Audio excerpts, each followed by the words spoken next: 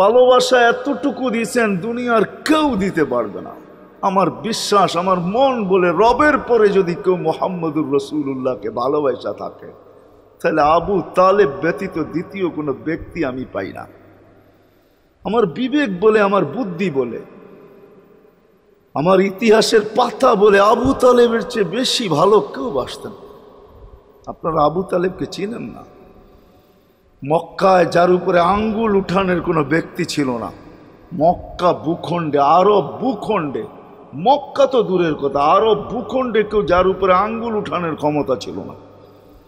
খারাপ দৃষ্টিতে যদি আঙ্গুল উঠাইতো তো পাঞ্জার থেকে সাথে সাথে পৃথক হয়ে যেত।